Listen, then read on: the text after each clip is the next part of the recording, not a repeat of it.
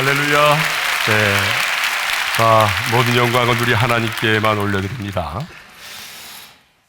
다시 한번 우리 옆 사람과 인사를 하겠습니다. 하나님을 자랑하는 간증의 주인공이 됩시다. 이번에는 이렇게 인사하겠습니다. 간증의 주인공은 바로 당신입니다. 여러분 한 사람 한 사람이 모두 간증의 주인공이 될 수 있기를 바랍니다. 다니엘 기도회는 예수 그리스도가 주되심을 고백하는 하나님의 사람들이 함께 하나님을 예배하고 함께 부르짖어 기도하는 연합 기도회입니다. 오늘부터 우리는 21일 동안 교단과 교파를 초월해서 그리스도의 한 몸으로 동일한 찬양을 하나님께 올려드리고 또 선포되는 말씀을, 그 동일한 말씀을 함께 받고 또 마음을 같이하여 함께 부르짖어 기도하게 될 것입니다. 많은 분들이 다니엘 기도회를 섬기는 저에게 이런 질문들을 하곤 합니다. 왜 다니엘 기도회는 영상으로 참여함에도 불구하고 현장감이 있나요? 왜 다니엘 기도회는 21일 동안 진행됨에도 불구하고 별로 피곤을 느끼지 못하나요? 2박 3일 집회만 해도 코피 터지는데 21일 동안 진행됨에도 불구하고 왜 이렇게 피곤을 느끼지 못하지요? 라는 질문을 받습니다. 또 왜 다니엘 기도회는 다른 기도회에 비해서 풍성한 기도의 응답을 받게 되는지 모르겠어요 라고 하는 질문들을 많이 듣습니다. 저는 이렇게 질문하는 분들에게 언제나 이렇게 대답을 하곤 합니다. 그것은 바로 성령 안에서의 하나됨과 강력한 하나님의 임재 때문이라고. 여러분도 동의하시죠? 성령 안에서의 하나됨과 강력한 하나님의 임재 때문에 그렇습니다. 그렇기 때문에 여러분 성령 안에서 하나됨이 너무 중요합니다. 그래서 바울은요, 에베소 교회 편지하면서 평안에 매는 줄로 성령이 하나 되게 하신 것을 힘써 지키라고 말을 했고, 권리어 이렇게 말하죠. 함께 읽겠습니다. 주도 한 분이시요 믿음도 하나요 세례도 하나요 하나님도 한 분이시니. 이 말은 우리가 하나 되는 것이 곧 하나님의 뜻임을 말해줍니다. 그렇습니다. 여러분, 우리 모두는 다 교단이 다르고 섬기는 교회가 다르고 또 교회 안에서의 직분이 다르고 또한 신앙의 연수가 다르고 각자의 기도의 제목이 달라도 우리가 성령 안에서 하나가 되어 함께 기도할 수 있기를 원합니다. 하나 되는 것만큼 선하고 아름다운 것은 없습니다. 그러므로 우리가 성령 안에서 하나 되어 합심으로 기도할 때에 하나님은 우리의 기도에 응답하실 줄로 믿습니다. 그래서 예수님께서 이런 말씀을 하셨어요. 같이 읽어볼까요? 시작. 너희 중에 두 사람이 땅에서 합심하여 무엇이든지 구하면 하늘에 계신 내 아버지께서 그들을 위하여 이루게 하시리라. 그러므로 근본 다니엘 기도의 시간에 우리 모두가 성령 안에서 하나가 되어 합심으로 기도할 수 있기를 바랍니다. 그래서 저는 오늘 다니엘 기도의 첫날에 하나님으로 쉬지 못하시게 하라고 하는 그 제목으로 말씀을 전하고자 합니다. 성경을 보게 되면 우리 하나님은 끊임없이 일을 행하시는 분이십니다. 오늘 본문 7절을 보게 되면 이렇게 말씀하고 있어요. 다 같이요. 또 여호와께서 예루살렘을 세워 세상에서 찬송을 받게 하시기까지 그로 쉬지 못하시게 하라. 그러니까 지금 이사야 선지자는요, 유다 백성들이 70년의 바벨론 포로 생활을 청산하고 예루살렘으로 돌아오기까지 하나님으로 쉬지 못하시게 하라는 것입니다. 예루살렘의 회복과 영광을 위하여 하나님으로 쉬지 못하시게 하라는 말씀이죠. 그리고 1절도 보게 되면 이런 말씀이 있어요. 1절이요. 나는 시온을 위하여 잠잠하지 아니하며 예루살렘을 위하여 쉬지 아니할 것인즉. 자, 그러면 여기서 나는 누구를 말할까요?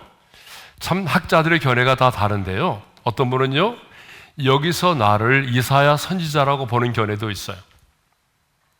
그러니까 선지자인 이사야가 하나님으로 하여금 쉬지 못하도록 하기 위해서 시온을 위하여 잠잠하지 않고 예루살렘을 위하여 쉬지 않고 기도하겠다라고 하는 그런 의미로 보는 거죠. 그런데 대부분의 학자들은요, 앞선 61장이 택한 백성의 구원을 위한 메시아의 열심과 사역을 진술하고 있기 때문에 여기 나오는 나는 바로 기름 부음 받은 메시아라고 보기도 하죠. 그러니까 메시아로 오실 그리스도께서 당신의 택한 백성들의 구원을 위하여 잠잠하지 아니하고 쉬지 아니할 것이라는 말입니다. 그러니까 여기서 나가 누구냐는 중요하지 않아요. 중요한 것은 하나님께서 예루살렘의 회복과 영광을 위하여 쉬지 아니할 것이라는 것입니다. 여기 나오는 시온과 예루살렘은요, 그 시대에는 유대민족을 말하지만 지금 이 시대는요, 구원받은 새 언약의 백성인 저와 여러분을 가리키는 것입니다. 그러니까 하나님은 지금 이 시대에도 하나님의 백성인 저와 여러분들을 위하여 쉬지 않고 일하시는 분이십니다. 하나님은 일하시는 분이십니다. 자, 우리 옆 사람과 한번 이렇게 인사해 볼까요? 하나님은 일하시는 분이십니다. 네. 하나님은요, 나로 쉬지 못하게 하라고 말씀하실 정도로 일하기를 원하시는 분이십니다. 그래서 예수님께서도 이렇게 말씀하셨어요. 다 같이요. 내 아버지께서 이제까지 일하시니 나도 일한다. 실제로 우리 예수님은요, 그 공생의 기간 동안에 식사할 겨를도 없이 메시아적 사명을 감당하시느라 여념이 없었습니다. 얼마나 바쁘게 분주하게 사역을 하셨는지 몰라요. 그래서 성경을 보게 되면 하나님의 이름이 명사가 아니라 동사로 되어 있다는 거예요. 여러분, 하나님의 이름이 명사가 아닌 동사로 되어 있다라고 하는 말은 우리 하나님께서 끊임없이 일하시고 역사하시는 하나님이심을 말합니다. 또 성경을 보게 되면 성령님 역시 끊임없이 일하시고 역사하시는 분이세요. 그러니까 천지 만물을 창조할 때도 하나님의 신이 수면에 운행하셨다라고 되어 있어요. 그러니까 천지 만물을 창조할 때도 성령님은 수면에 운행하셨습니다. 또 성경을 보게 되면 성령님의 역사를 말할 때에 성령님의 역사를 바람으로, 때로는 불로, 때로는 솟아나는 샘물로, 때로는 흐르는 강물로 그렇게 표현하고 있어요. 성경을 보게 되면 성령님의 역사를 한결같이 역동적으로 표현하고 있어요. 물론 성령님은요, 에너지나 파워가 아니죠. 성령님은 인격을 가지신 삼위 하나님이십니다. 그럼에도 불구하고 성령님의 역사를 이렇게 역동적으로 표현하고 있다고 하는 것은 무엇을 의미할까요? 성령님은 지금 이 시간에도 쉬지 않고 끊임없이 우리 가운데 일하시고 역사하시는 분이시라는 거죠. 자, 이렇게 우리 하나님은요, 쉬지 않고 일을 행하시는 분이십니다. 그런데 우리 인간은 어때요? 우리 인간은 계속하여 일을 하는 것을 원치 않아요. 그래서 직장에서도 보게 되면 일이 많은 직장에서 들어가서 이제 일이 많은 부서에 들어가게 되면은 기분 나빠하고 재수 없다고 말해요. 네? 그러나 우리 하나님은 끊임없이 쉬지 않고 일을 행하시는 하나님이심을 믿습니다. 이 세상을 창조하신 하나님은 오늘도 일하기를 원하십니다. 역사를 주관하시고 하나님의 공의로 세상을 심판하시고 오늘 또 하나님의 군대를 동원하시고 우리보다 앞서 행하시며 우리를 싸워주심으로 일하십니다. 뿐만 아니라 하나님은 오늘 또 우리에게 말씀하시고 우리의 부르짖는 기도에 귀를 기울이시고 그 기도에 응답하심으로 일을 행하기를 원하십니다. 뿐만 아니라 여러분의 가정과 여러분의 일터와 여러분의 비전 가운데 우리 하나님은 끊임없이 일하기를 원하십니다. 자, 이렇게 우리 하나님은 일하기를 원하시는 분이세요. 그러므로 하나님을 하나님 되게 만드는 게 뭐냐? 하나님을 하나님 되게 만드는 것은 하나님으로 하여금 쉬지 않고 끊임없이 우리 가운데 일을 행하게 하시는 것입니다. 반대로 하나님의 이름을 모독하는 게 뭐냐? 하나님의 이름을 모독하는 것은 하나님으로 일하시지 못하게 하는 것입니다. 하나님으로 하여금 일하지 못하게 만드는 것이 하나님의 이름을 모독하는 거예요. 그러므로 근본 단열 기도에 참석하고 있는 우리 모두는 21일 동안 내내 하나님의 보좌 앞에 나가 기도함으로 하나님으로 하여금 쉬지 않고 우리의 기도 가운데 우리의 사역의 현장 속에 일하게 하시는 그런 분들이 될 수 있기를 바랍니다. 자, 그러면 하나님으로 일하시게 하시는 것이 뭔가? 하나님으로 일하시게 하는 것이란 도대체 뭘까요? 하나님으로 쉬지 못하시게 하는 것이 무엇일까요? 자, 두 가지를 말씀드리려고 하는데요. 첫 번째가 무엇인가 하면 잠잠하지 않고 구원의 소식을 전하는 것입니다. 자, 어떻게 하는 거라고요? 잠잠하지 않고 구원의 소식을 전하는 거예요. 자, 6절 상반절의 말씀을 우리 함께 읽겠습니다. 시작. 예루살렘이여, 내가 너의 성벽 위에 파수꾼을 세우고 그들로 하여금 주야로 계속 잠잠하지 않게 하였느니라. 자, 거기 보게 되면 그들로 하여금 주야로 계속 잠잠하지 않게 하였느니라는 말씀이 나옵니다. 그러면 여기서 그들은 누구를 말할까요? 자, 여기서 그들은요, 파수꾼을 말합니다. 그런데 성경을 보게 되면 이 파수꾼이라고 하는 말은요, 히브리어 단어로 보게 되면 다양하게 사용되었어요. 자, 파수꾼이라고 하는 말이 우리말로는 하나지만 히브리의 언어를 보게 되면 초페라는 말과 쇼메림이라는 단어가 나와요. 자, 이 초페도 파수꾼인데 이 초페는 어떤 사람인고 하면, 어떤 파수꾼인고 하면은 우리 한번 같이 읽어볼까요? 시작. 적의 침입을 미리 감지하여 성 안에 있는 사람들에게 알리거나 전쟁터의 소식을 가져오는 전령을 확인하고 가장 먼저 왕궁에 그 소식을 전하는 자, 그 사람이 파수꾼 초페. 그런데 또 다른 의미가 있어요. 쇼메림이라고 하는 단어인데 이 말도 파수꾼인데요. 우리 한번 읽어볼까요? 시작. 자기 백성의 구원을 위하여 하나님께서 행하실 일을 지속적으로 선포하여 알리는 자. 자, 그렇다면 오늘 본문에 나오는 파수꾼은 어떤 단어를 사용했을까요? 바로 쇼메림이라는 단어를 사용하고 있어요. 그러므로 여기 나오는 파수꾼은요, 하나님이 약속하셨던 그 말씀들을 끊임없이 쉬지 않고 선포해서 하나님의 구원의 계획이 이루어질 수 있도록 하는 자들을 말한다는 거죠. 그러면 하나님의 약속이 뭘까요? 11절을 보게 되면 보라, 내 구원이 이르려느니라. 너를 구원할 메시아가 오신다. 바벨론에서 해방시키실 그 하나님이 임하신다. 그런 말이에요. 그리고 그 다음에 이렇게 나와요. 상급이 그에게 있고 봉이 그 앞에 있느니라. 무슨 말입니까?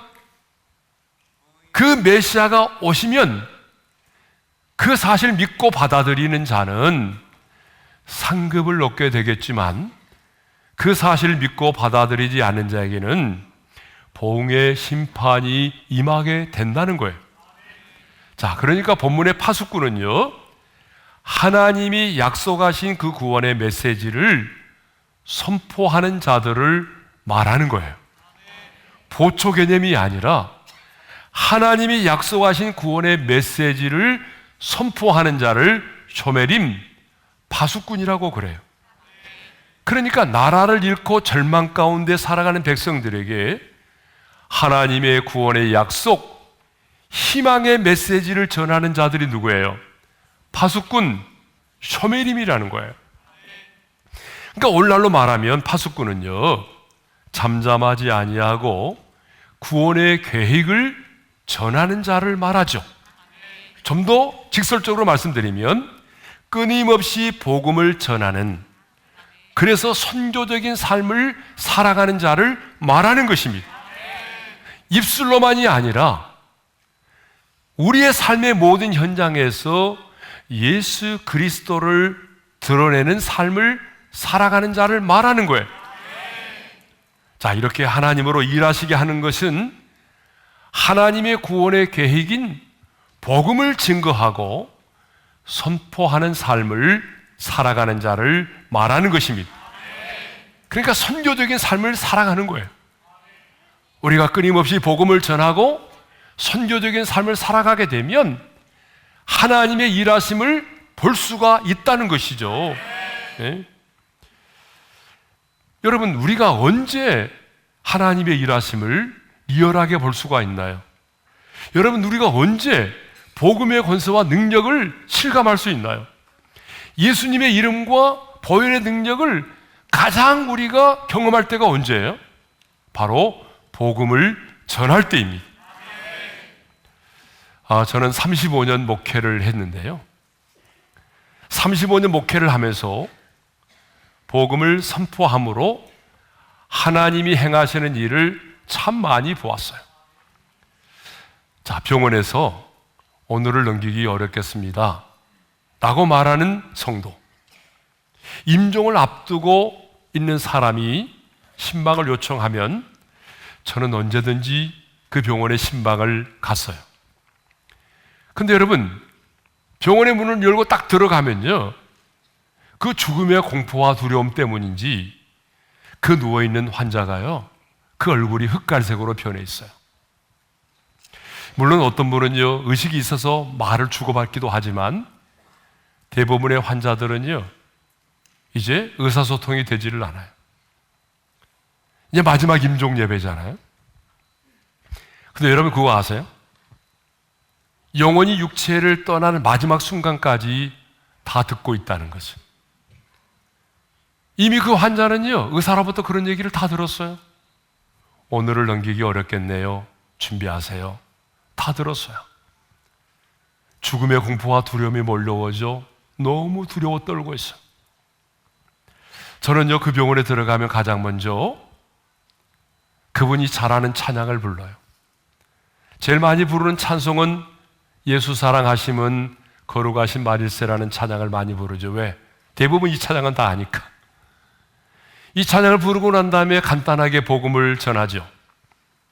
하나님이 우리 집사님, 형제님, 자매님 사랑합니다. 그래서 하나님께서요, 독생자를 보내주셨고요, 하나님의 아들 예수 그리스도가 2000년 전에 인간의 몸을 입고 이 땅에 오셨어요. 그리고 그 주님이 우리 형제님, 자매님, 집사님의 모든 죄악을 담당하시고 십자가에서 피 흘려 죽으셨어요. 그래서 오늘 형제님, 자매님, 집사님이 예수를 영접하게 되면 예수님께서 십자가에서 그 모든 죄값을 다 완벽하게 치루었기 때문에 모든 죄를 사함을 받게 됩니다. 그리고 하나님의 아들 예수 그리스도께서 사망의 권세를 이기시고 부활하셨습니다. 그래서 오늘 그 부활하신 예수님을 영접하게 되면 죽음을 이긴 부활의 생명으로 다시 거듭나게 되는 것입니다. 오늘 그 예수님을 영접하시겠습니까? 라고 물어요. 근데 의사소통이 안 되는 분이 많다고 그랬잖아요. 그러면요, 눈꺼풀 한번 떨어보세요. 발가락 한번 움직여보세요. 그러면요, 정말 다 듣고 있어요. 반응합니다. 여러분, 입이 열려서 말은 못하지만 반응을 해요. 그러면 제가 영적 기도를 시키고 마지막에 구원의 확신을 점검하죠. 자, 만일 오늘 밤에 집사님, 자매님, 형제님의 영혼을 부르신다면 천국에 들어갈 확신이 있나요? 그 영접의 기도를 마치고 난 이후에 구원의 확신을 점검하고 난 이후에 제가 이제 마지막 인사를 하게 되죠. 집사님, 형제님, 자매님, 우리 천국에서 만나요. 마지막 인사를 하고 돌아옵니다. 때로는 돌아오는 도중에 전화를 받기도 하죠. 떠나셨습니다. 여러분, 이 순간이 저에게는요, 내가 목사가 되길 너무 잘했다라고 생각되는 순간이에요. 근데 여러분, 놀라운 사실은 제가 병원에 들어가서 찬양을 부르고 복음을 전하는 게 20분밖에 되지 않아요. 길어야 20분이에요. 20분밖에 되지 않은 그 짧은 시간이지만 여러분, 그 시간에 어떤 일이 벌어진 줄 아세요? 놀라운 일이 벌어져요. 죽음의 공포와 두려움 속에 있던 그 얼굴의 흑갈색이 점점 변하기 시작합니다. 평안이 임해요. 얼굴에서 빛이 나기 시작해요. 그래서 따님이 이렇게 말할 때가 있었어요. 아빠 얼굴 좀 봐. 아빠 얼굴 좀 보라고. 너무나 평안해. 아빠 얼굴에도 막 빛이 나네. 어떻게 이렇게 변할 수가 있어? 여러분, 이렇게 말하는 얘기를 저는 많이 들었어요. 복음은 생명의 빛입니다. 그러므로 이 생명의 빛이 임하면 어둠이 사라지는 거예요. 하나님의 생기가 임하면 마른 뼈들이 살아나듯이 죽은 영혼이 살아나는 거예요. 여러분, 이 땅에 죽은 영혼을 살릴 수 있는 것은 복음밖에는 없습니다. 죄와 죽음의 법에 매여 있는 자들이 복음을 들으면 자유함을 얻게 되는 것입니다. 그러니까 우리가 이 땅을 살아가면서 복음을 전하는 삶을 살게 되면 복음의 권세와 능력이 무엇인지를 경험하게 되는 거예요. 여러분, 경험해 보셔야 돼요. 복음을 전하면 절망과 어둠이 사라집니다. 생명의 빛이 임하는 것을 보게 됩니다. 병든 자들이 고침을 받고 어둠의 영들이 떠나가는 것을 보게 되는 거예요. 여러분, 이 땅에서 최고의 영적 전쟁이 뭔지 아세요? 내가 복음을 전해서 그 영혼을 주께로 인도하는 것입니다. 한 영혼에게 복음을 전해서 그 영혼이 주께로 돌아오는 것, 여러분, 이것처럼 치열한 영적인 전쟁이 없어요. 그러니까 여러분, 전쟁을 하셔야 됩니다. 영적인 전쟁을 해야만이 전리품을 취할 수가 있는 거예요. 아무리 신앙생활 해도 이 복음을 전하는 삶을 살지 않으면 여러분, 전리품을 취할 수가 없어요. 여러분, 주변을 잘 보세요. 누가 간증이 많던가요? 어떤 분이 간증이 풍성하던가요? 신앙생활을 오래 하신 분입니까? 아니에요. 신앙생활을 오래 하신 분은요, 판단이 많아요. 말이 많아요. 교회 안에서 뭐 직분을 가지고 있는 사람입니까? 아니에요. 영혼을 사랑하는 마음으로 내가 만나는 사람들에게 복음을 전하는 사람입니다. 선교적인 삶을 살아가는 사람. 여러분, 그런 사람을 만나보게 되면 만날 때마다 간증이 있어요. 여러분, 간증 많은 성도가 되시기를 바랍니다. 자, 두 번째로 하나님으로 일하시게 하는 것이 무엇인가 하면은 기도하는 것입니다. 자, 6절과 7절의 말씀을 우리 한번 같이 읽어볼까요? 다 같이 시작. 너희 여호와로 기억하게 하시는 자들아, 너희는 쉬지 말며 또 여호와께서 예루살렘을 세워 세상에서 찬송을 받게 하시기까지 그로 쉬지 못하시게 하라. 자, 6절에 보게 되면 너희는 쉬지 말며, 7절에 보니까 그로 쉬지 못하시게 하라는 말씀이 있어요. 여러분, 이 말씀은 뭘 의미할까요? 기도를 말하는 거죠. 하나님으로 하여금 쉬지 못하게 하는 것은 기도를 쉬지 않는 거라는 거예요. 그래서 성경에 뭐라고 말하죠? 사도 바울은 우리에게 어떻게 말합니까? 쉬지 말고 기도하라고 말하죠. 그리고 사무엘 선지자는요, 기도를 쉬는 죄를 범하지 말라고 말하는 거예요. 그런데 기도를 통해서만이 하나님이 일을 행하신다는 말을 하게 되면 꼭 이렇게 질문하는 사람들이 있어요. 바로 이렇게 말입니다.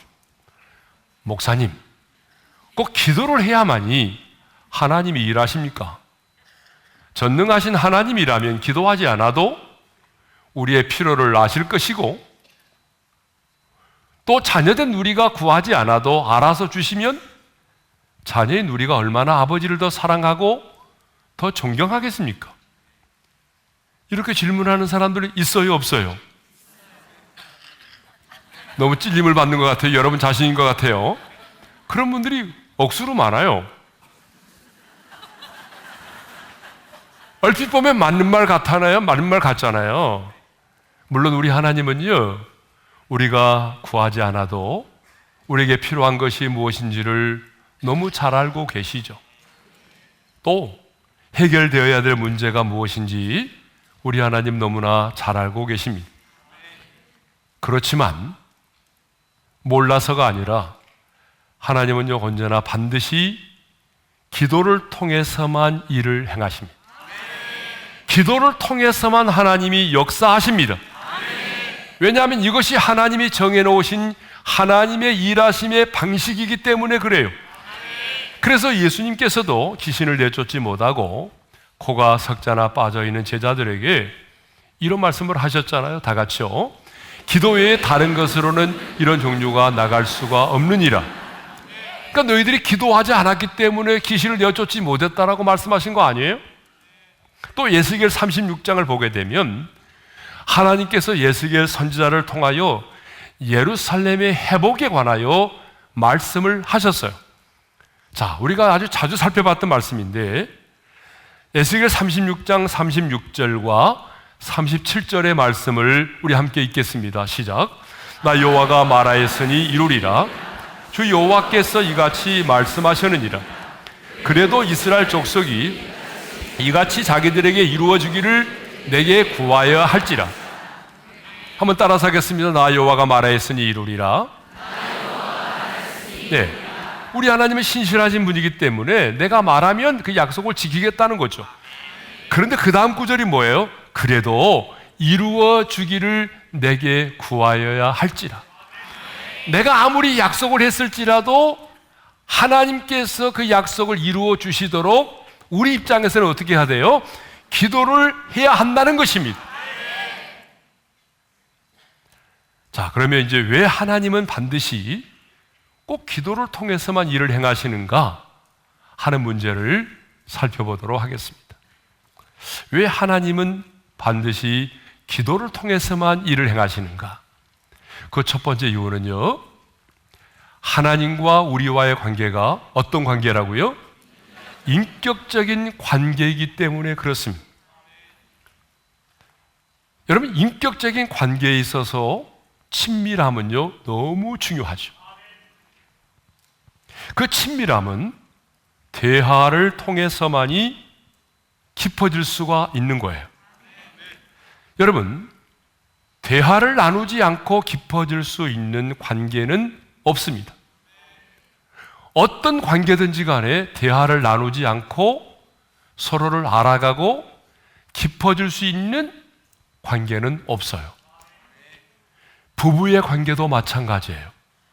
아무리 결혼을 해서 여러분 한 집안에서 가족으로 살아간다 할지라도 부부지간에 대화가 없다고 한다면 그 부부의 관계는요, 깊어질 수가 없어요.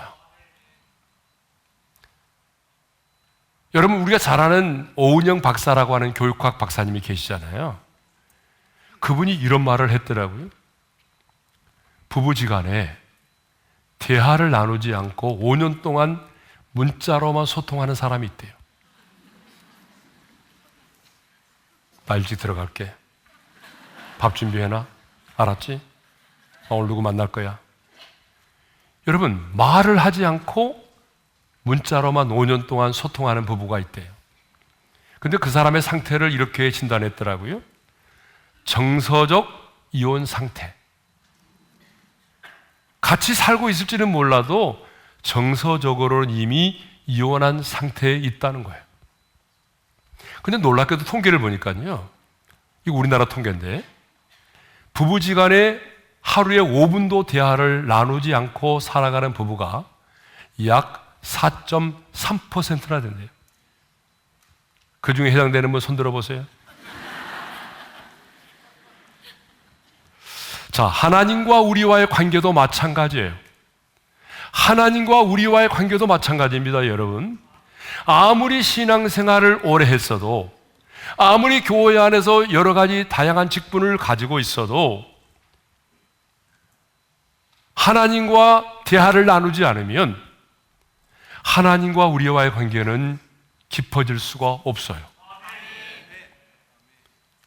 아이를 키우고 먹고 자고 놀고 자신의 일에만 몰두하게 되면은 아무리 신앙생활을 오래 했어도 하나님과 우리와의 관계는 깊어질 수가 없습니다. 대화가 없다면, 하나님과 나 사이에 대화가 없다면 하나님과 우리의 관계는 깊어질 수 없어요. 여러분, 우리는 예수를 믿음으로 하나님과 관계가 맺어진 사람들이잖아요. 그렇죠? 그러니까 예수를 믿는다는 것은 단순히 교회를 다닌다는 의미가 아니라 내가 예수를 믿음으로 말미암아 하나님과 관계가 맺어졌음을 말하죠. 그래서 성경은 하나님과 우리 사이를 다 관계로 말하고 있잖아요. 그렇죠? 예, 신랑과 신부의 관계, 부모와 자식의 관계, 그리고 왕과 종의 관계, 목자와 양의 관계, 친구의 관계로 말하고 있다. 그러니까 예수를 믿음으로 우리가 하나님과 관계가 맺어졌는데 아무리 관계가 맺어졌을지라도 대화를 나누지 않으면 그 관계는요 언제나 서먹서먹해요. 깊어질 수가 없어요. 근데 그 대화가 뭐예요? 그게 바로 뭐라고요? 기도라는 거예요. 예? 그 대화가 바로 기도예요. 예? 그러므로 우리는 근본 단열 기도의 기간에 그동안 여러분이 못다한 그 하나님과의 대화를 그 은혜의 보좌 앞에 나가서 풍성하게 나눌 수 있기를 바랍니다. 근데 우리는요 대화보다는 기도의 응답 그 자체를 원할 때가 많아요. 그래서 우리는 기도의 응답을 받으면 점점 기도의 자리에서 멀어져 갑니다.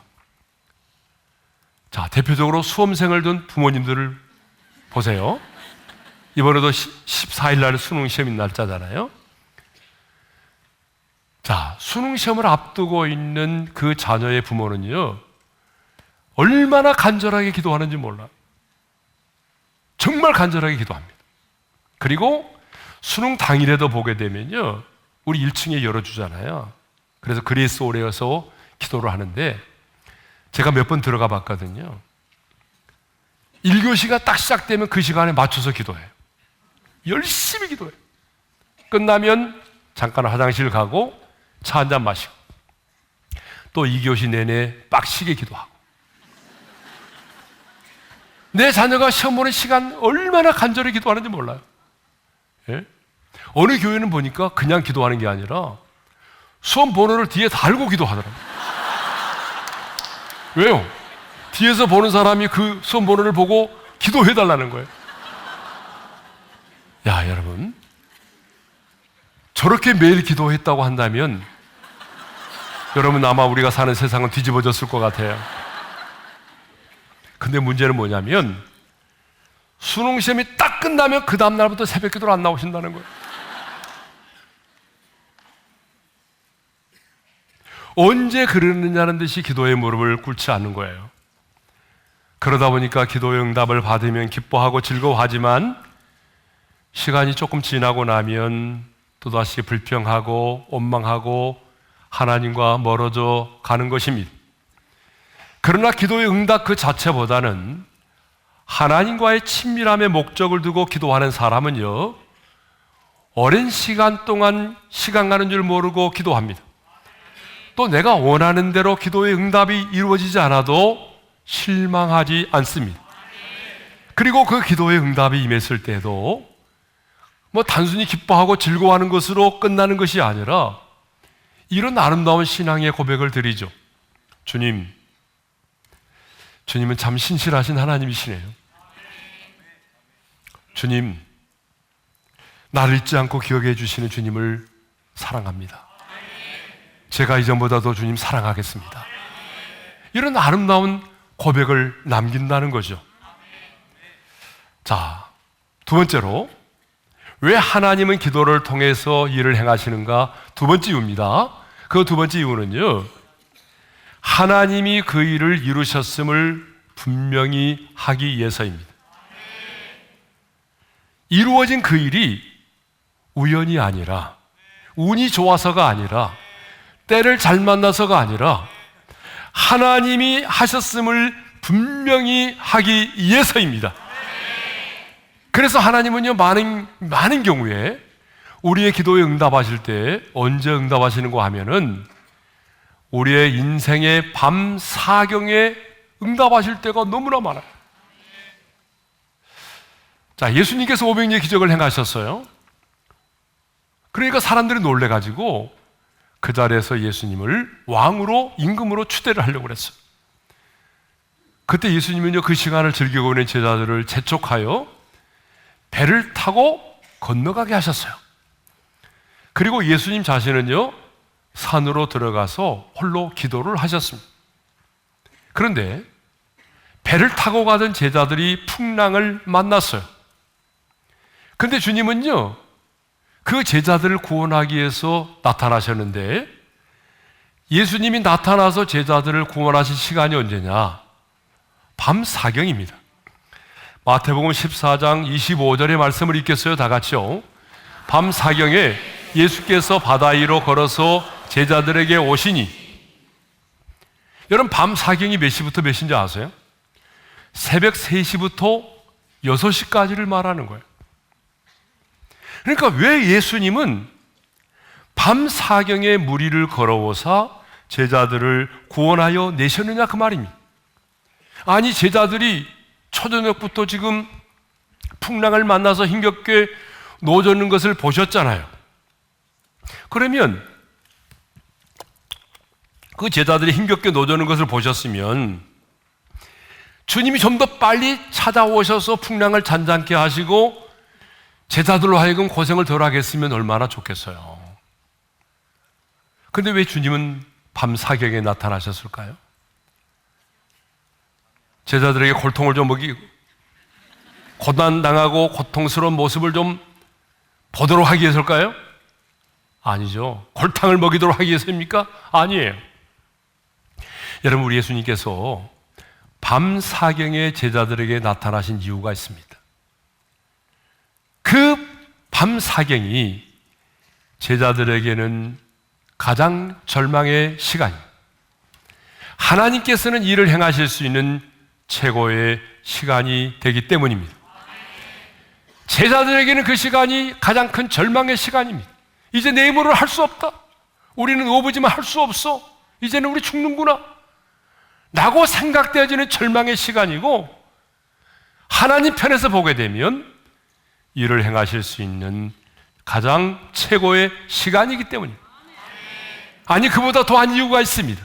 그 이유는 이 일이 오직 하나님에 의해서 되어진 일임을 분명히 하기 위해서입니다. 그래서 하나님은요, 꼭 우리 인생 가운데 기도의 응답을 주실 때도 보게 되면 꼭 인생의 밤 사경입니다. 밤 사경에 나타나셔서 우리의 문제를 해결해 주세요.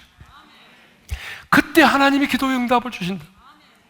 그래서 어떤 분은요, 속된 말로 하나님이 티를 내신다 이렇게 말하는 분도 있어요.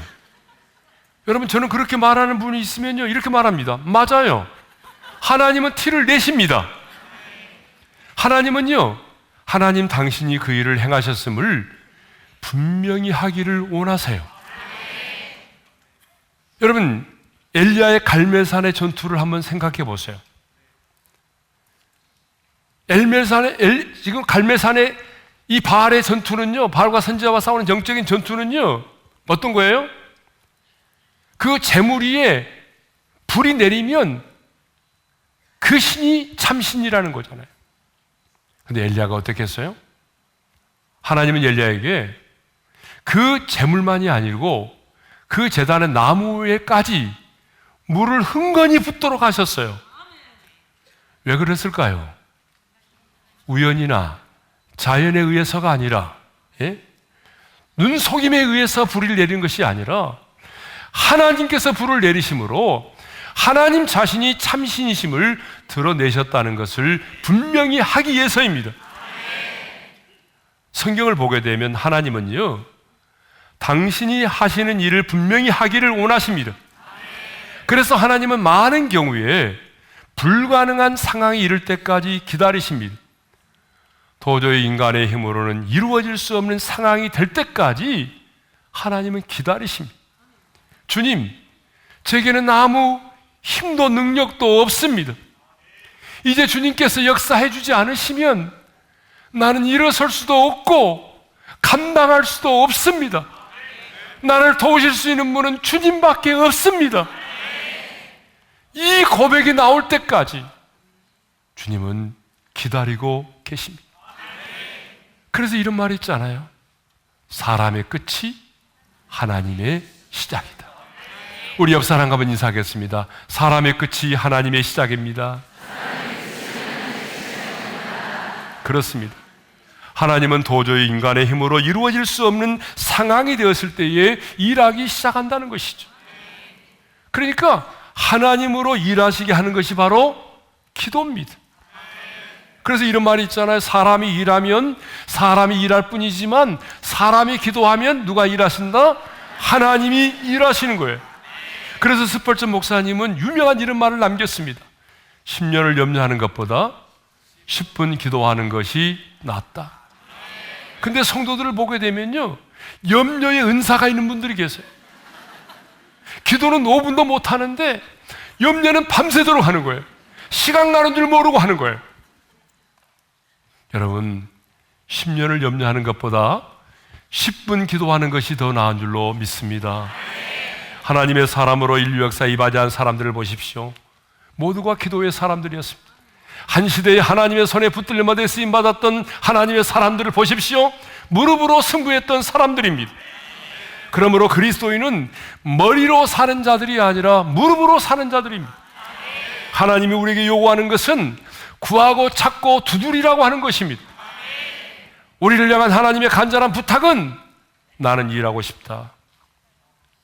제발 나로 쉬지 못하게 하라. 그런데 왜 이런 주님의 간절한 부탁을 예면하십니까?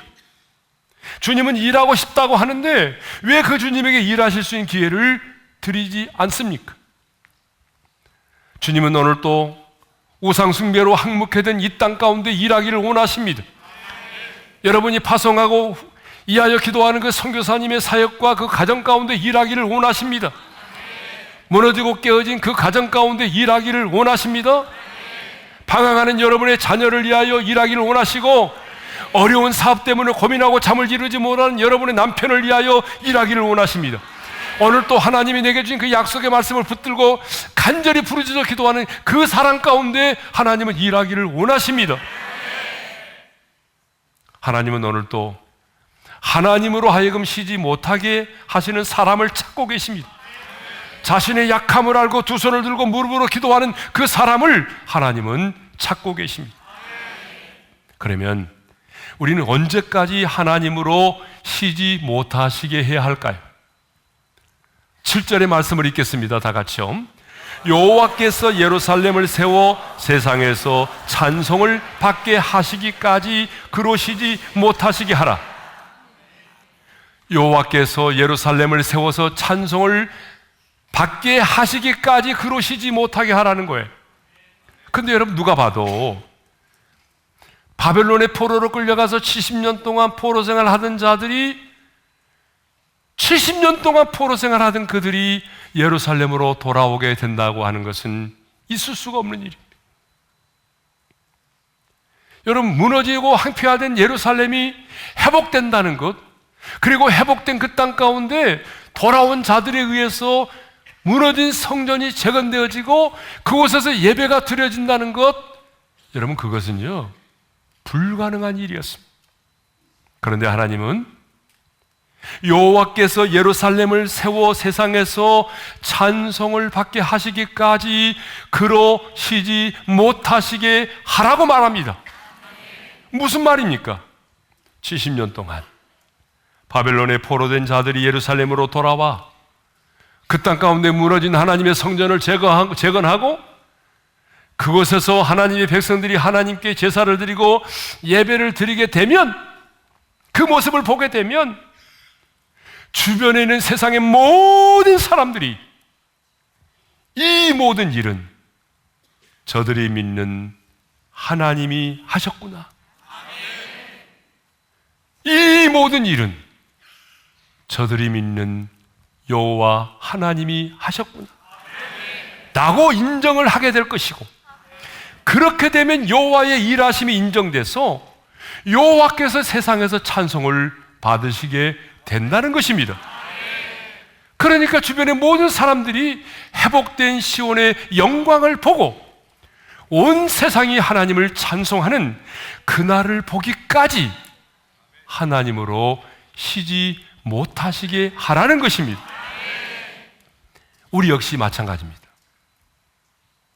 우리 역시 모든 사람들이 이 일은 정말 하나님이 하셨군요, 당신에게 지금 일어난 일을 보니까 하나님은 살아계시는군요, 그렇게 인정할 때까지 기도하라는 거예요.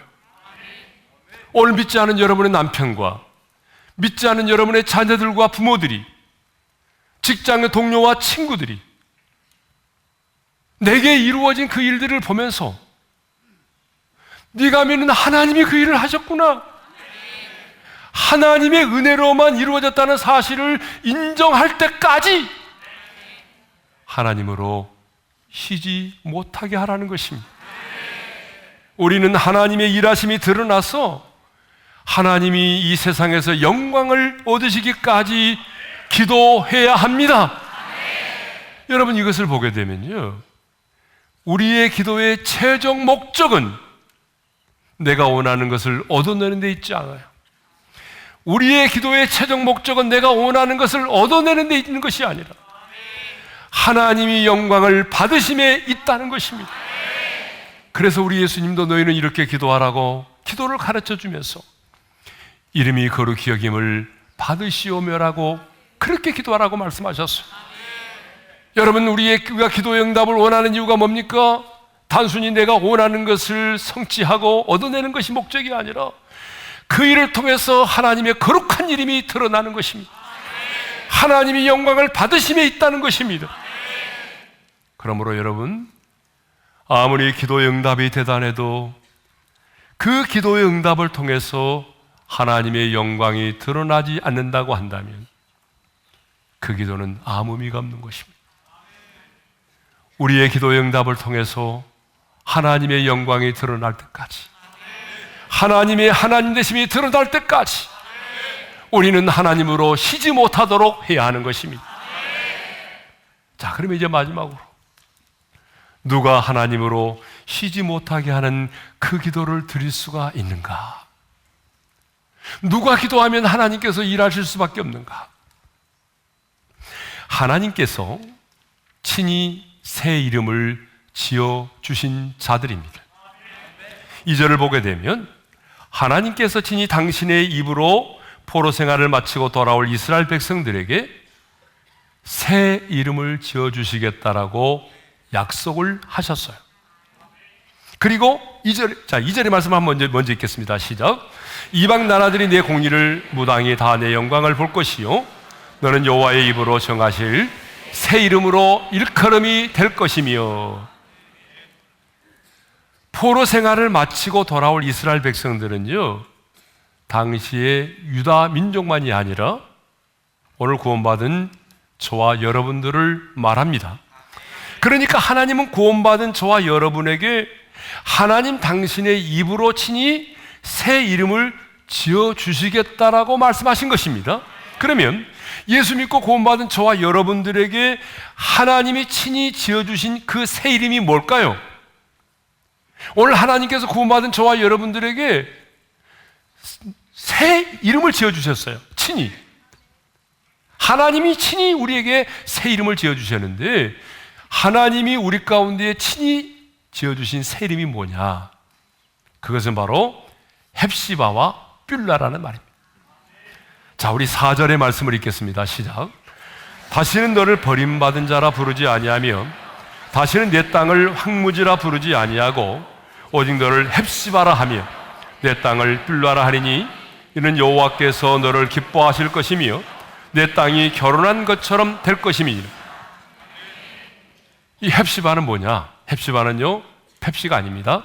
헵시바는 나의 기쁨이 그녀 안에 있다, 그런 말입니다. 뷸라는 뭐예요? 뷸라는 결혼한 부인을 말합니다. 그러니까 한 번의 이혼의 경력을 가지고 있는 여자예요. 그런데 그럼에도 불구하고 내가 너와 결혼했다, 그런 말입니다. 그러니까 헵시바는 하나님께서 나로 인하여 기뻐하신다는 말이에요. 뷸라는 뭐예요?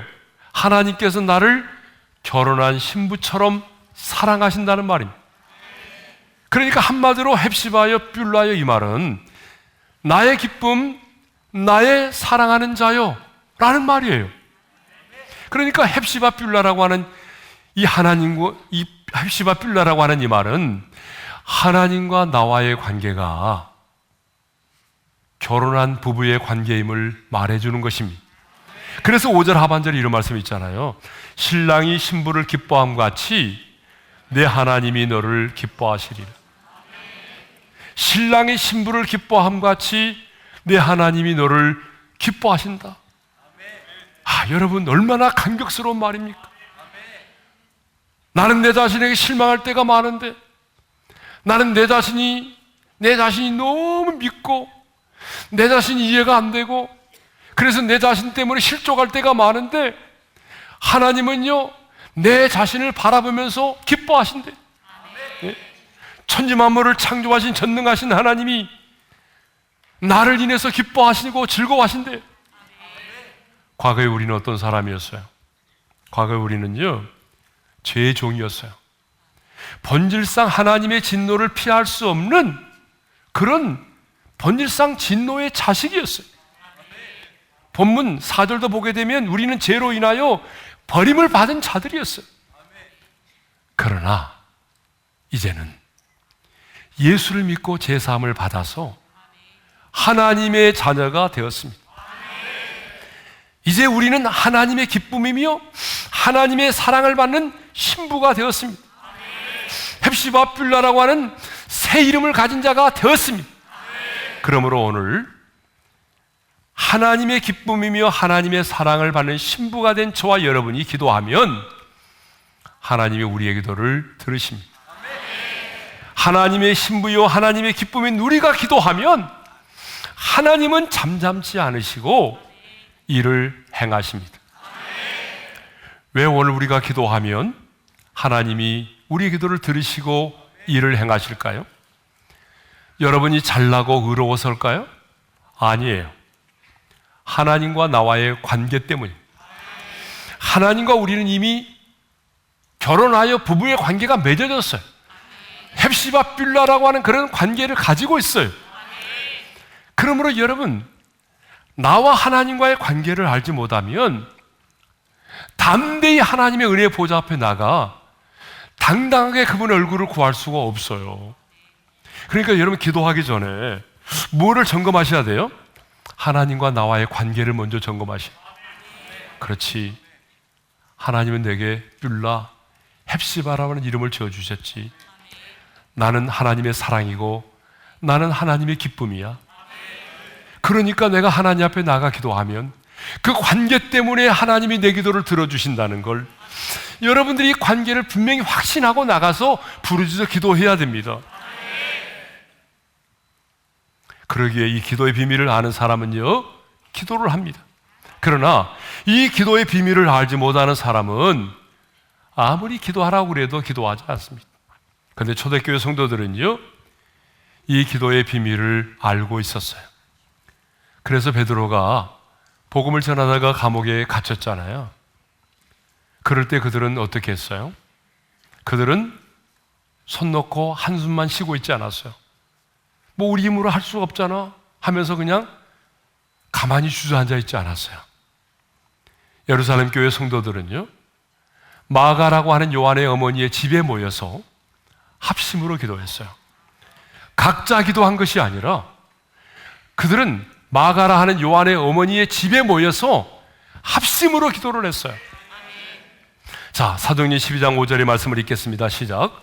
이에 베드로는 옥에 갇혔고 교회는 그를 위하여 간절히 하나님께 기도하더라. 그들은 간절히 하나님께 기도했어요. 그때 하나님은 그 기도를 들으시고 하나님은 일을 행하셨습니다. 천군 천사를 보내셨습니다. 천사를 보내요 죄수들 틈에 잠을 자고 있는 베드로를 깨웠습니다.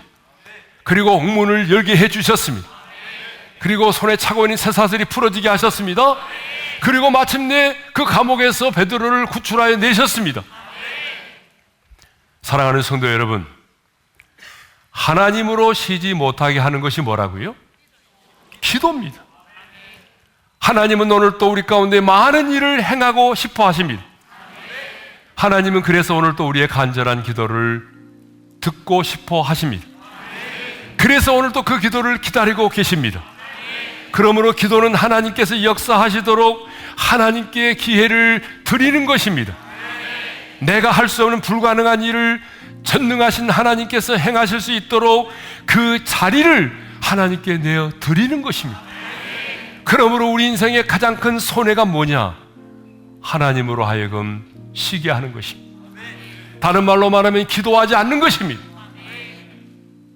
오늘 주님은 다니엘 기도회를 시작하는 우리들에게 이렇게 말씀을 하십니다. 오늘 다니엘 기도를 시작하는 이 첫날에 이 다니엘 기도에 참여하는 모든 하나님의 사람들에게 주님은 이렇게 말씀을 하십니다. 나는 일하고 싶다. 제발 나로 쉬지 못하게 하라. 우리를 향한 주님의 간절한 부탁입니다. 그런데 왜 이런 주님의 간절한 부탁을 예면하고 계십니까? 주님은 일하고 싶다는데 왜 그 주님에게 일할 수 있는 기회를 드리지 않습니까? 이제 오늘부터 우리는 그 영광스러운 은혜의 보좌 앞에 담대히 나가 그분의 얼굴을 구하고 담대히 간절한 마음으로 부르짖어 기도해서 하나님의 일하심을 볼 수 있기를 바랍니다. 그래서 마침내 하나님의 일하심을 통해서 하나님의 영광을 볼 수 있는 우리 모두가 될 수 있기를 주님의 이름으로 축원합니다.